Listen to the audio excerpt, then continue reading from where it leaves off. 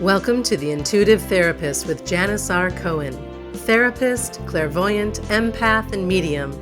Listen in as she takes a no-nonsense deep dive into real human struggles and how to resolve them. Janis will share channeled information from her spirit guide team, as well as angels and archangels, to help you master your emotional, physical, financial, and spiritual destiny. And now, Janis R. Cohen. Hey y'all, this is Janis Cohen, the Intuitive Therapist, here on the Intuitive Therapist podcast, back for another week of good stuff to share. I wanted to just talk about a conversation I had recently with a friend of mine about getting older. I just turned 49, and so 50 is right around the corner for me, and in all honesty, I'm actually looking forward to it. I know it's a big year, but I'm grateful for every day that I have. He just turned 51 and was thinking about how different life might have been for him had he known all the things he knows now back when he was younger, about life, about love, about earning a living. And he asked me what I thought about it. And I laughed out loud and I said, I know for sure that if I had known then what I know now, I would have been following a completely different trajectory. I would have definitely done more in my younger years. I would have traveled abroad. I would have learned more about other cultures. I would have definitely been more fearless and taken more risks. And that little conversation got me thinking about an experience that I had several years ago that I wanted to share. I was sitting at my desk at home listening to an educational recording. I love to listen and learn all the time. And in this recording, the facilitator asked us to sit quietly and take a few breaths. It was like a meditation of sorts. I was struggling with something.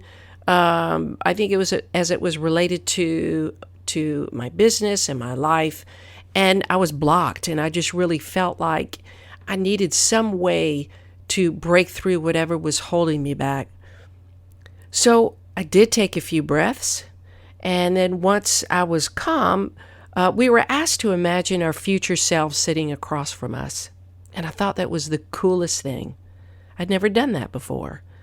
We were asked to see what she looked like or he looked like, and for me, how she talked and walked, what she was doing for a living, what her age was, how much money she was making, the kind of car she drove, and other details about the kind of life that she was living at this future age.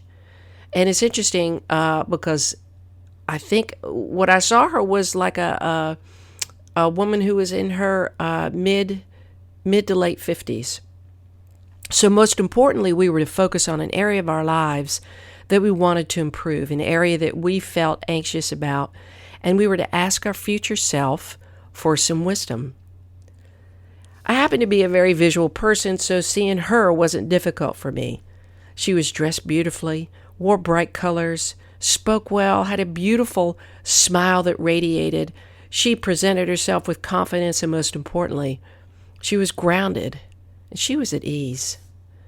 She told me everything was going to be just fine, that I was going to accomplish everything that I wanted to accomplish if I was to do one thing. I asked what that one thing was, and she said, stop playing small, Janis, and stop worrying about what people are going to say about you. Just be yourself, because people will listen to you. The world needs to hear what you have to say. And you are guided by a higher realm and have a big purpose here on this earth. And one of your lessons, Janis, is to humbly stand up for those who can't do that for themselves. Play big without fear, she said. Once you do what scares you, Janis, you'll realize that it wasn't so scary at all. Her words rang true to me, and as they should have. My future self knows all of the internal battles that I have struggled with all my life. She also knows the solutions, and the solutions only come from a place of love for myself. So I often tell my clients that I wish I had known someone like me when I was younger, and I say that humbly. Let me just tell you what I mean. I struggled a lot when I was a kid. I was a very sensitive kid, and back at the time I didn't know what an empath was. So I was always just whatever. My feelings got hurt a lot more than usual. And I made a lot of mistakes. Academically, I struggled. Socially, I struggled. Even though I had friends, I kind of never picked the right ones. And romantically, I struggled a lot. I was raised naively and being taught about how to effectively problem solve or redefine perceptions or how to date or how to think about myself and be independent and strong really wasn't on the agenda for my parents. They loved me. They gave me so much, and I'm so grateful for them. And I realized this was the piece or the pieces that I was missing. So I spent much of my life on a steep learning curve, at times much, much steeper than I could have ever imagined. And I stumbled more often than I care to admit, y'all, but my soul knew why. I, as a human being, didn't. The struggles still show up. I've had a great deal of karmic debt to settle in this lifetime. Holy crap, a lot. And I didn't know that it was karmic debt at the time. But afterwards, it made sense, and for good reason. My soul needs to redeem itself from past behaviors that I've discovered over the years. My learning curve continues to heighten in the lessons.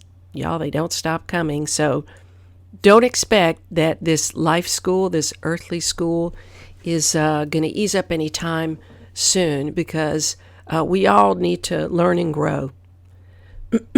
So I can say that with each lesson, with each trip up and epic fail, I become a clearer, more conscious version of myself. And I can only be grateful for that. Because I know now that the shit I go through, all the pain, all the heartache, the grief, the disappointment, it is all purposeful. And I believe that truly 100%. I wanted to speak to you today because oftentimes we forget to connect with that part of ourselves that lives in the future. I don't really know that many people do. I think you can see images of yourself. I think you can fantasize about how life will be, the job you have, the material items you have, when you might be married, where you'll live, all of those things. We have to be able to fantasize to bring our visions to life.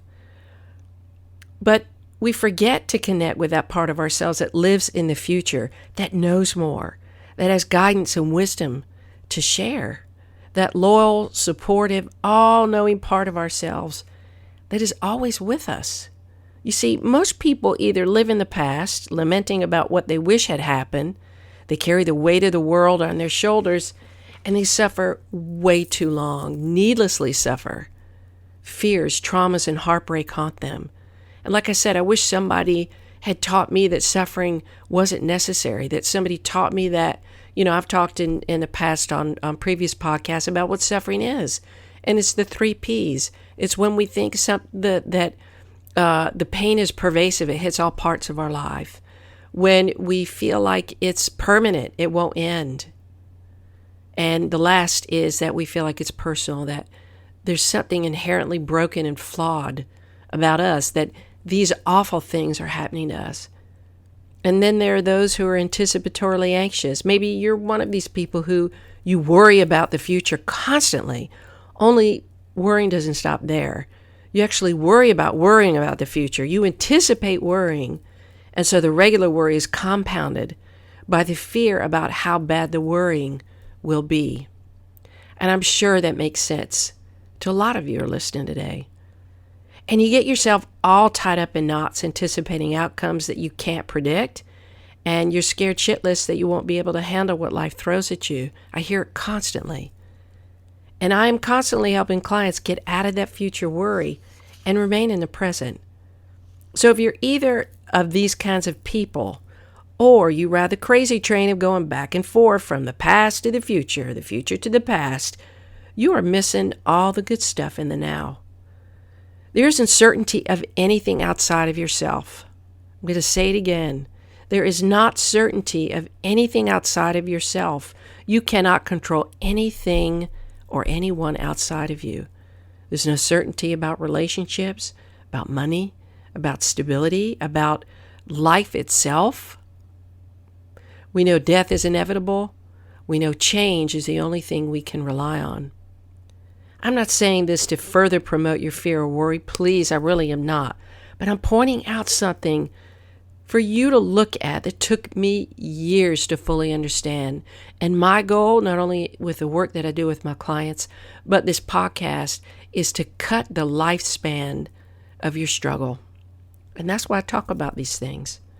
I want to give you the shortcuts to pain relief and the shortcuts to living a happy life. So I tell people two sayings.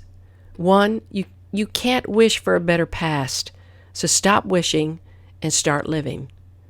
And the second is the future is out of your control. You have now, this moment, and that really is all you have. When you have a moment, take some time to sit quietly. Maybe pause this recording, shut your phone off, find some quiet space, and breathe. And ground yourself and think about your future self. See yourself being rooted to the chair that you're in, or the couch that you're laying on, or the bed. Just see yourself being cushioned. And seek out your future self. See that image become clear. What your future self looks like. What does he or she look like? How are you dressed? How old are you in your future self? What kind of car are you driving? How do you talk? Where do you live? Who's in your life? What's your mood? Then ask your older self for some wisdom and really listen. Think about what it is that you want to know. If you hear negativity, then you're not tapped into your future self. That I can tell you. You're still trapped in your fear state. And your critical part of yourself is overruling. Your ego is overruling. What's most important about this exercise, y'all, is that you have wisdom that you have already learned. So write yourself a note about what is to come and what you need to remind yourself to keep in mind. And maybe it's some things that you haven't ever thought about or heard. Maybe when you hear them, you don't believe them, but write them down. Because your future self knows. Let the thoughts flow and do not censor yourself, y'all. This is not an intellectual exercise. This is an intuitive awareness, conscious exercise. And write all of the information you get, write it all down.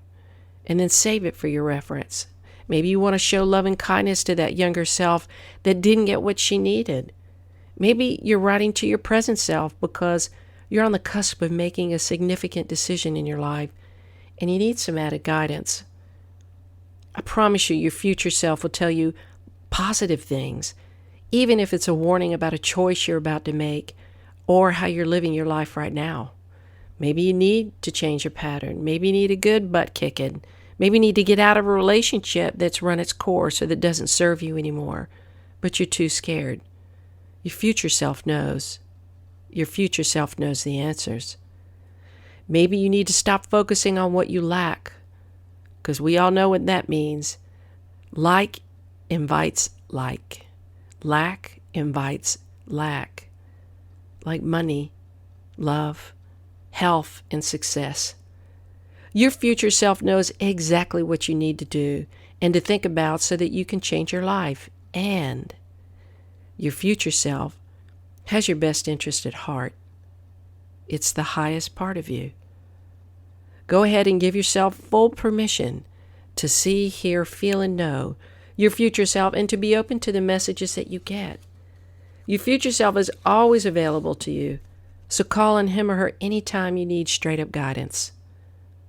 Maybe you don't feel such a connection to your future self because your younger self is stuck.